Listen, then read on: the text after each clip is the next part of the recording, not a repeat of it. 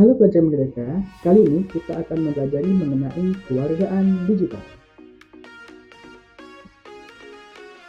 Teknologi komunikasi yang semakin maju dan canggih mempengaruhi berbagai sektor kehidupan manusia, termasuk kehidupan sosialnya. Selama ini, manusia berinteraksi secara tatap muka dengan bertemu secara langsung. Dengan adanya kecanggihan teknologi ini, kini interaksi manusia dapat dilakukan tanpa bertemu secara langsung, melainkan melalui perangkat teknologi komunikasi yang terhubung. Terhubung di sini baik terhubung secara jaringan lokal maupun jaringan yang lebih luas atau kita kenal dengan istilah internet. Interaksi melalui perangkat teknologi inilah menjadi dunia baru, yaitu era digital atau dunia digital ataupun yang disebut dengan dunia maya. Secara istilahnya, era digital adalah suatu bentuk modernisasi ataupun pembaharuan dari penggunaan teknologi yang mana sering dihubungkan dengan hadirnya internet dan teknologi komputer, di mana seluruh halnya bisa dilakukan dengan suatu peralatan canggih agar mampu mempermudah urusan manusia. Adanya kemajuan teknologi informasi, maka muncullah istilah baru ini. Jika kita simpulkan, dari kemajuan teknologi yang merupakan buatan manusia, hasil kreasi manusia atau hasil dari kreativitas manusia, dunia digital itu adalah dunia ciptaan manusia itu sendiri akibat dari kecanggihan teknologi informasi, di mana orang dapat berinteraksi menggunakan perangkat elektronik tanpa harus bertemu secara nyata ataupun secara fisik. Orang-orang yang saling berinteraksi di dunia digital tersebut selanjutnya akan disebut sebagai warga digital.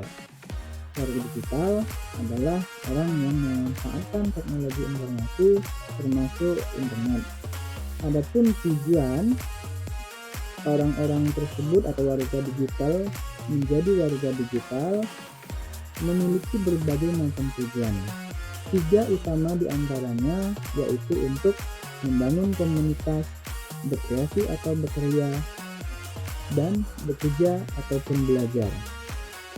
Membangun komunitas artinya mereka sesama warga digital yang memiliki visi atau yang memiliki tujuan yang sama akan membentuk sebuah kelompok. Membentuk sebuah kelompok bertujuan untuk saling bertukar informasi demi mencapai tujuan yang sama. Berkreasi ataupun belajar, sekarang ini sudah banyak aplikasi-aplikasi di dunia digital yang mampu untuk dimanfaatkan untuk berkreasi.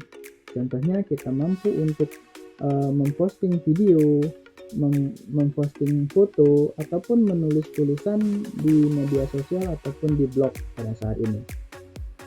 Lalu untuk yang ketiga yaitu bekerja ataupun belajar, semakin banyaknya orang yang memposting hal-hal yang positif, maka akan semakin memudahkan kita dalam bekerja, yaitu sebagai referensi kita dalam bekerja ataupun sumber belajar bagi siswa. Yang saat ini sumber belajar bukan hanya terpatok pada buku, namun juga bisa dilihat dari media sosial ataupun dari internet secara umumnya. Warga digital adalah orang yang menggunakan internet melalui perangkat teknologi untuk berinteraksi dengan publik, artinya berinteraksi dengan masyarakat yang lebih luas tanpa ada halangan ruang dan waktunya. Nah, jika dirasa istilah warga digital ini masih asing di telinga kita, sebenarnya istilah warga digital ini sama halnya dengan warganet atau yang lebih kita kenal dengan istilah netizen. Nah, adapun kata lainnya disebut juga sebagai digital citizenship. Sekarang, coba kita melihat data pengguna internet dalam 5 tahun terakhir.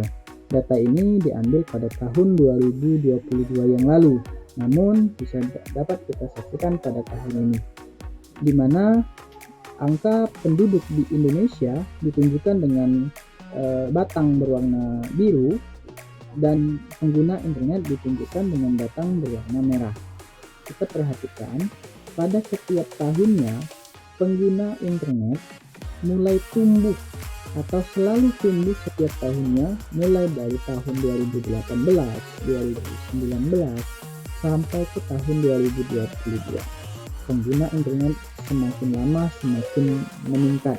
Hal ini dikarenakan faktor teknologi atau perkembangan teknologi di Indonesia itu memang semakin lama semakin maju, sehingga ruang lingkup pengguna internet tidak hanya mencakup pada kota-kota besar, namun juga pada kota-kota kecil atau di desa-desa sekalipun. Setelah tadi kita membahas mengenai warga digital, yang kita melihat pertumbuhannya dari tahun ke tahun semakin lama semakin banyak, sehingga di antara warga digital tersebut pasti akan saling berinteraksi, baik interaksi secara positif maupun ada juga interaksi secara negatifnya. Nah, lalu kita akan membahas mengenai kewargaan digital. Apa sih itu kewargaan digital? Kewargaan digital adalah aturan atau konsep yang dapat digunakan untuk memberikan sebuah pengetahuan dalam penggunaan teknologi dunia maya dengan baik dan benar. Seperti yang kita lihat, pengguna internet ini bukan hanya di kalangan orang-orang dewasa saja. Sekarang sudah merambah ke anak-anak, artinya kita sudah pengguna internet ini sudah tersebar antar lintas generasi. Ada generasi Z, ada generasi milenial, ada generasi boomer, atau generasi yang sudah lama, yang sudah tua, tetap masih menggunakan internet ini, sehingga akan terjadi pola-pola perilaku yang tidak sesuai antar satu generasi dengan generasi yang lain. Nah, sehingga muncullah konsep kewargaan digital ini, di mana ada aturan baik yang tertulis maupun tidak tertulis agar semua warga digital menjadi warga digital yang baik. Konsep ini akan membantu setiap orang tentang bagaimana menggunakan teknologi informasi dengan baik dan benar. Sebenarnya banyak sekali aturan baik yang tertulis maupun yang tidak tertulis dalam penggunaan internet ataupun dalam menjadi warga digital yang baik. Nah, makna menggunakan teknologi informasi dengan baik yang benar itu dapat kita rangkum sebagai berikut. Yang pertama, menggunakan kata-kata yang sesuai dengan etika sopan santun, tidak menyinggung pihak lain atau memprovokasi. Yang ketiga, tidak membagikan informasi yang bersifat privasi kepada publik. Yang keempat, tidak mengakses konten yang negatif. Artinya, menjadi warga digital yang baik sama dengan menjadi warga dunia nyata atau warga negara yang baik.